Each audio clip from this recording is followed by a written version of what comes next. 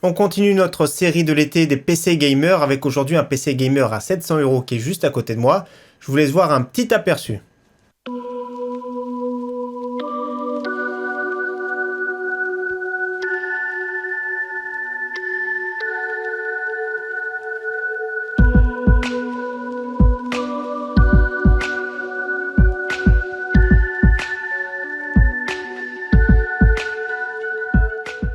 Salut tout le monde, c'est Flo, j'espère que vous avez la forme. Et oui, j'ai déjà monté pas mal de PC pour cet été, donc 650 €, 800 €, aujourd'hui 700 € et j'aimerais bien faire pour la rentrée 1000 €. Donc un PC à 700 €, vous allez voir, c'est vraiment très performant pour jouer à 1080p. Donc comme d'habitude, la vidéo va se décomposer en plusieurs parties. Première partie, je vais vous présenter tous les composants que j'ai mis dans ce PC.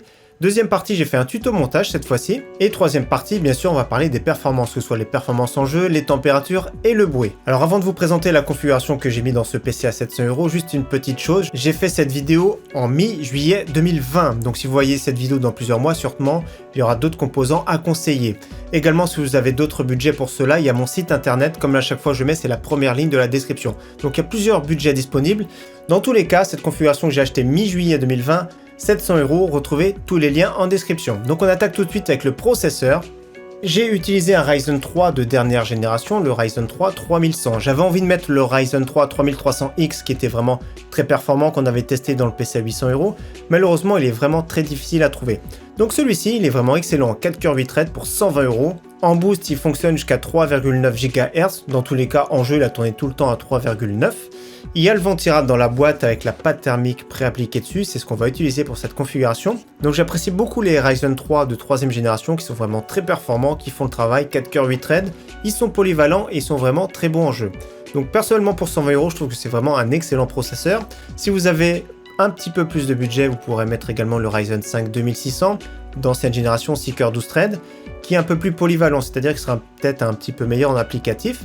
Dans tous les cas, celui-ci est très bien. Si vous avez encore un budget supérieur de 50 €, par exemple, le Ryzen 5 3600 est aussi fortement à conseiller. Au niveau de la RAM, j'ai utilisé 16 Go en DDR4 3200 de la marque PNY. Donc en latence, c'est du CL16, donc c'est vraiment très bien. Donc elles sont vraiment pas très chères en ce moment. On profite des soldes ici chez Cdiscount parce qu'elles sont à 70 € au lieu d'un temps normal, 76-77 €. Dans tous les cas, les Ryzen profitent d'une DDR4 à 3200 sans souci, même 3006 c'est vraiment l'idéal, mais c'est vraiment beaucoup plus cher. Donc DDR4 3200 c'est vraiment excellent pour un processeur Ryzen. 16 Go c'est vraiment la norme ici en 2020. Au niveau de la carte mère, je vous en parlerai tout de suite après parce qu'il y a eu un petit souci, donc c'est celle que j'ai utilisée, je vais pas vous la conseiller, je vais vous expliquer après pourquoi. Mais dans tous les cas, j'ai utilisé une carte mère B450, on en revient tout de suite après. Donc au niveau de la carte graphique, j'ai utilisé la GTX 1660 Super que j'aime tout particulièrement. C'est une carte graphique excellente pour jouer en 1080p.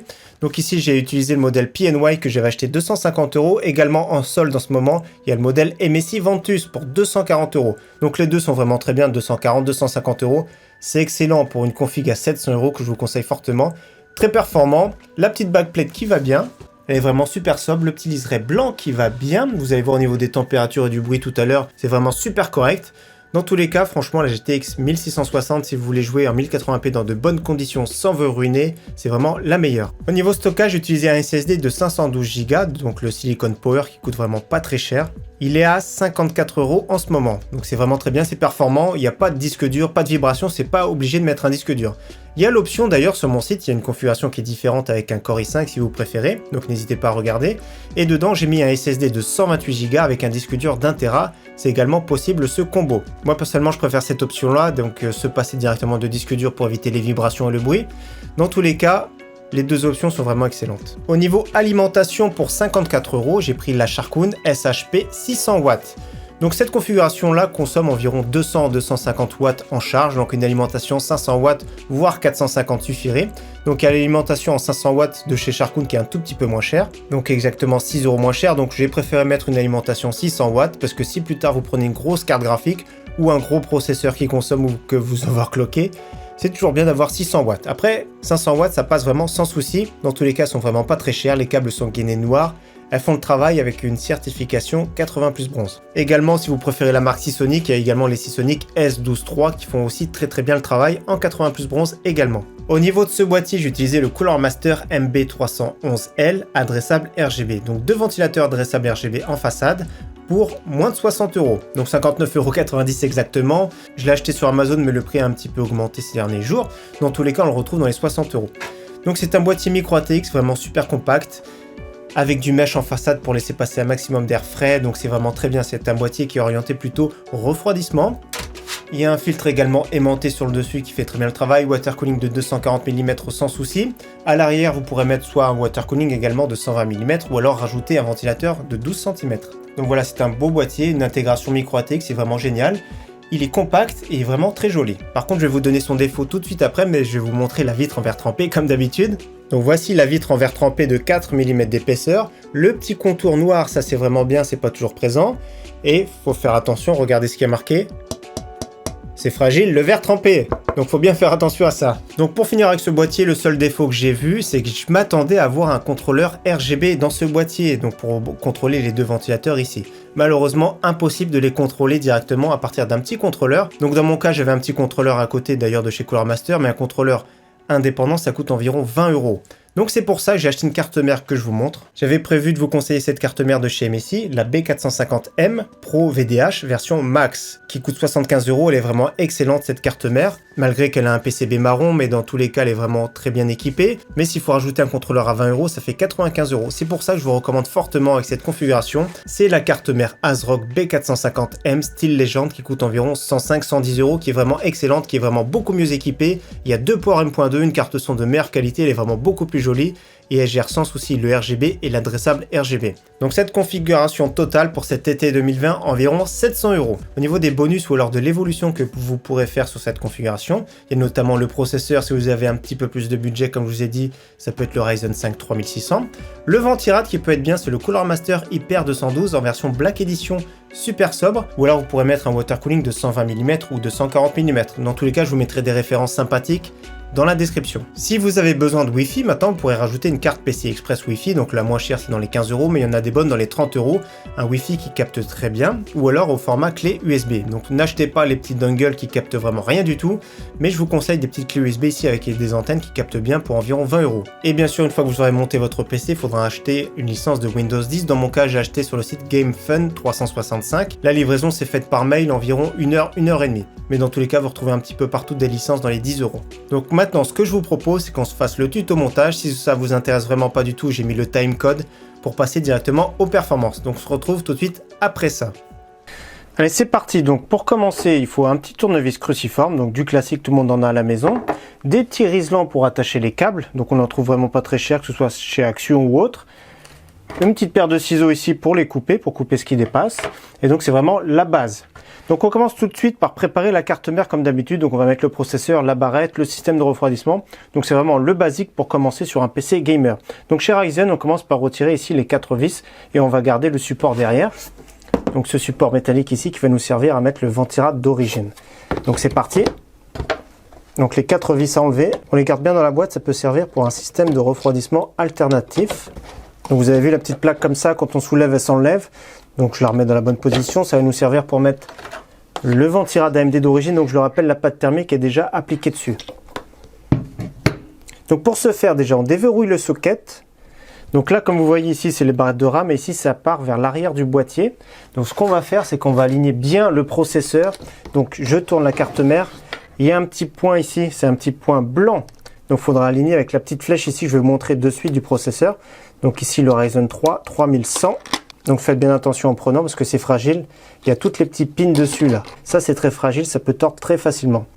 Donc je vous montre sur le côté du processeur, il y a l'écriture Ryzen ici. Au niveau de mon pouce gauche, il y a un petit point ici. Il faut l'aligner avec le petit point blanc de la carte mère. Petit point blanc ici, donc comme vous voyez l'écriture fait face juste à l'arrière des connectiques de la carte mère. Donc il y a juste à déverrouiller. On pose dessus, comme ceci. Et on rabat le socket. Tout simplement, le processeur est en place. Donc ensuite au niveau du ventirad, il y a une petite écriture ici AMD. Donc moi l'écriture AMD, j'aime bien la mettre vers l'arrière et non pas près des barrettes de RAM parce que ça peut gêner. Il suffit juste d'aligner comme ceci. On dépose en face. Et là on va servir du tournevis pour visser en croix. Donc moi je visse un petit peu ici. Donc voilà, on essaie d'exercer une pression assez constante. Et il faut visser jusqu'en butée là. Quand on se pose pas de questions, on visse à fond. Donc ensuite, il faut brancher ici le ventilateur du ventirad. Donc là, c'est CPU fan. Vous risquez pas de vous tromper. Il y a une petite encoche ici, comme d'habitude. Il faut juste la faire glisser le long. Donc vous vous trompez pas, CPU fan. C'est vraiment super simple. Donc voilà. Donc ensuite, on va mettre nos deux barrettes de DDR4. Donc ici, il faut souvent mettre, c'est marqué first en premier, c'est marqué le deuxième ici, en partant du processeur, et le quatrième. C'est bien précisé ici first. Donc ça, au niveau de la RAM, il y a deux longueurs différentes. La longueur la plus courte, c'est ici en bas. Donc deuxième port. Vous clipsez au bout. Et le quatrième port ici. C'est clipsé au bout. Donc processeur ventirad, la DDR4 est mise en place. Je vous explique vite fait les branchements tant qu'on est là. Donc ça, c'est pour alimenter le courant de la carte mère générale. En haut, c'est pour alimenter le processeur en courant, donc le 8 pins. Vous avez sur cette carte mère également un port M.2 pour les SSD format M.2, deux ports d'extension. Ici, le premier sera mangé par la carte graphique. Ici, vous pourrez mettre une carte Wi-Fi PCI Express. Autrement, en bas, ici, vous avez la carte son. Là, ce sera le son de la façade, le J Audio 1. Système Fan 2, Système Fan 1, c'est pour brancher des ventilateurs directement du boîtier. Vous avez également un branchement 12 volts pour du RGB classique. De ce côté-là, ici, c'est les branchements USB, donc JUSB 1, JUSB 2, donc l'USB de la façade. JUSB 3, c'est l'USB 3 de la façade. Le JFP1, c'est tous les branchements de la façade, c'est-à-dire power, reset, etc., les LED d'activité. Et ici, vous avez du SATA, ici, 1, 2, 3, 4, SATA. C'est pour brancher soit des SSD ici qui nous intéressent, soit des disques durs, donc reliés en SATA. Vous avez vu cette petite forme de L qui correspond ici. Donc le L, et là c'est le power directement de l'alimentation jusqu'au power ici SATA. Donc ici, première étape terminée. Donc maintenant, ce que je vous propose, c'est qu'on s'occupe du boîtier. Donc voilà, comme ça se présente un boîtier, c'est vraiment du classique. Donc je retire la vitre en verre trempé pour commencer, parce que là c'est fragile. Donc il y a 4 vis, souvent c'est serré assez fort. Donc faites bien attention, c'est fragile le verre trempé. Donc voilà, on se fait de la place, je l'ai mise de côté. Ensuite, je dévisse la porte latérale gauche maintenant. Donc pareil, c'est serré assez fort. Donc il suffit juste de tirer, comme ceci.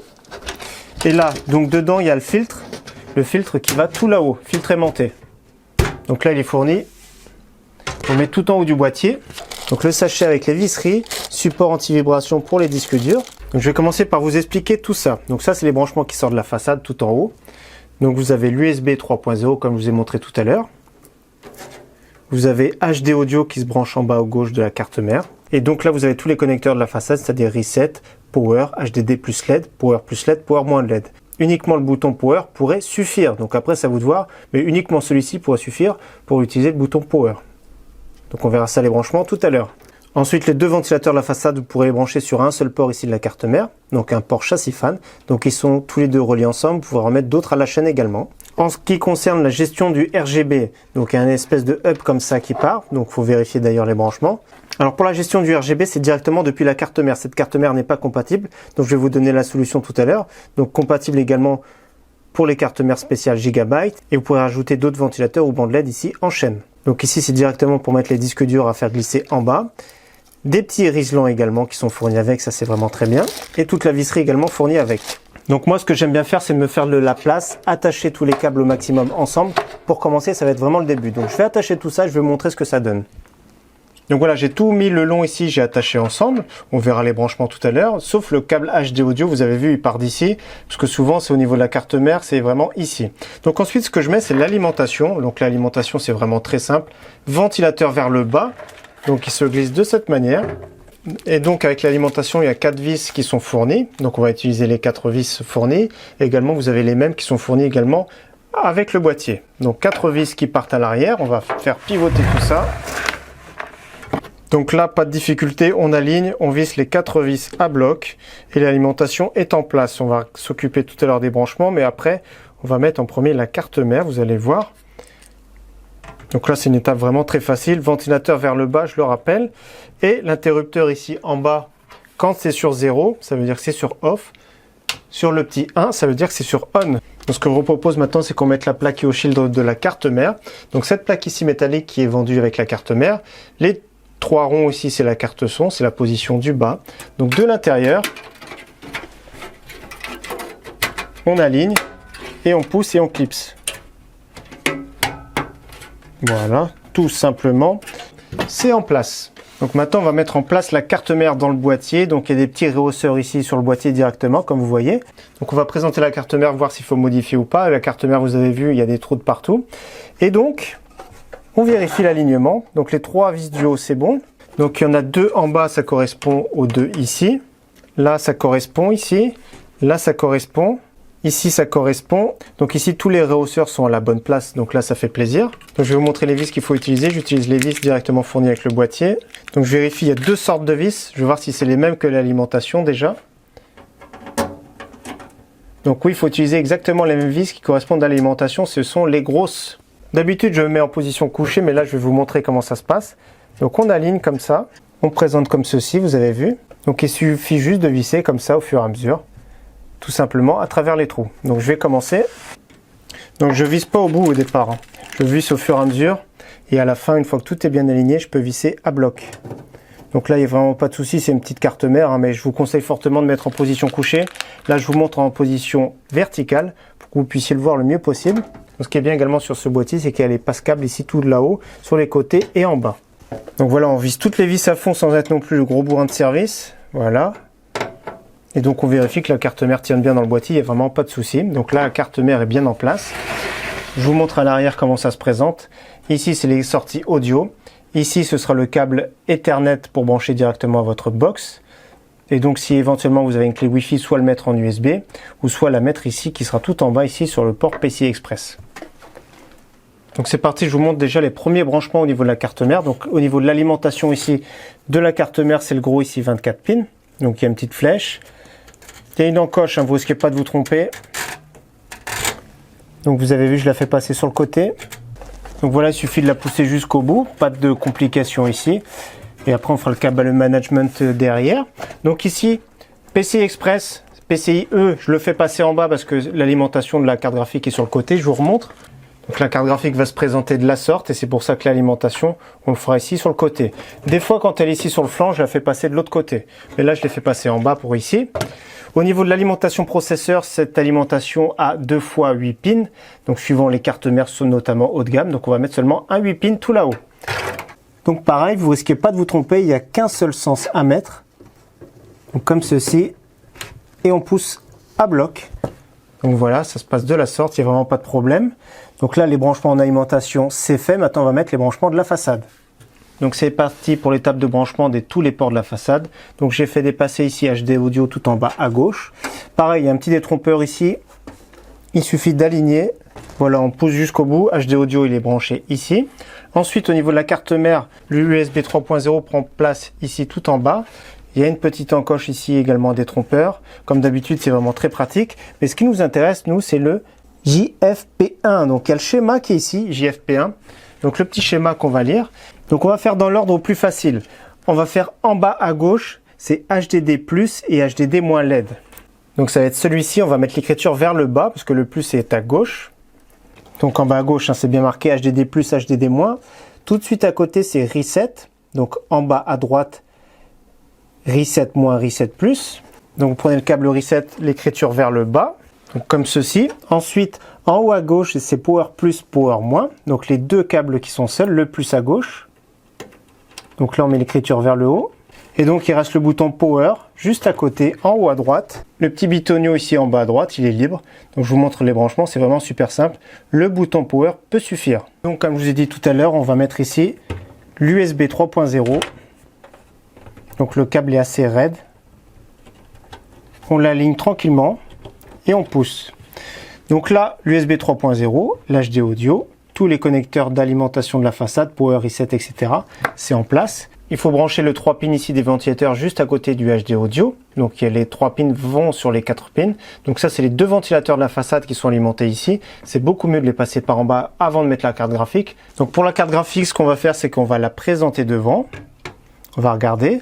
Et donc on déverrouille bien ici le PCI Express. Et ce qu'il va falloir, c'est casser ici les deux entretoises. On n'a pas le choix, c'est un boîtier qu'on est obligé de le casser. Donc ça représente les deux du haut. Il faut juste comme ça faire des petits à-coups comme ça, j'aurais dû vous le montrer dès le départ, mais ça se casse tout simplement.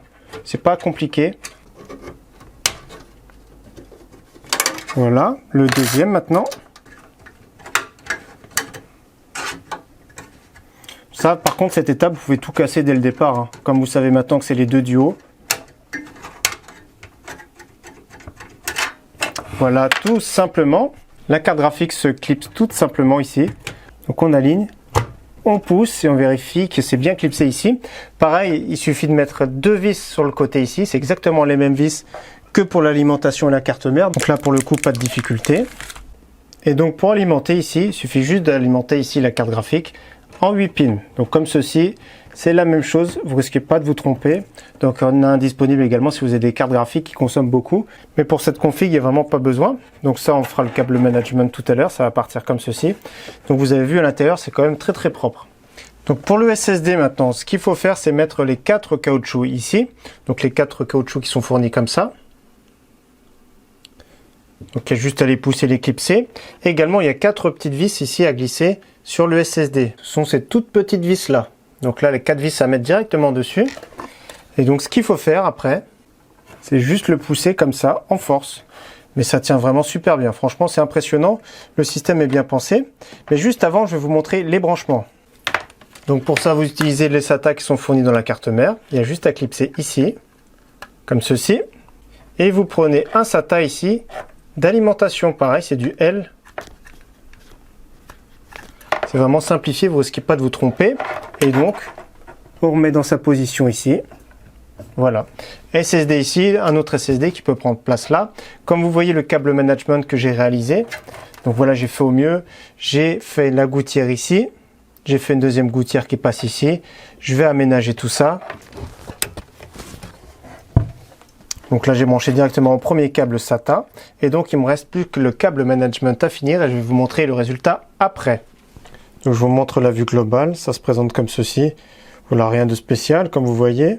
Donc voilà, j'ai fait au mieux pour que ce soit le plus propre possible. Donc à l'arrière, rien de spécial. Hein. Comme vous voyez, il y a la possibilité de mettre un ventilateur en extraction en 12 cm. La carte graphique pourrait brancher en DisplayPort, c'est le mieux, HDMI ou DVI.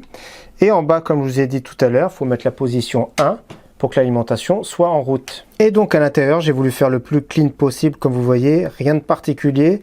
Tout prend bien place. Vous avez vu, c'est super sobre et super propre, surtout quand ce sera en route avec les ventilateurs adressables RGB. Ça va être vraiment très joli.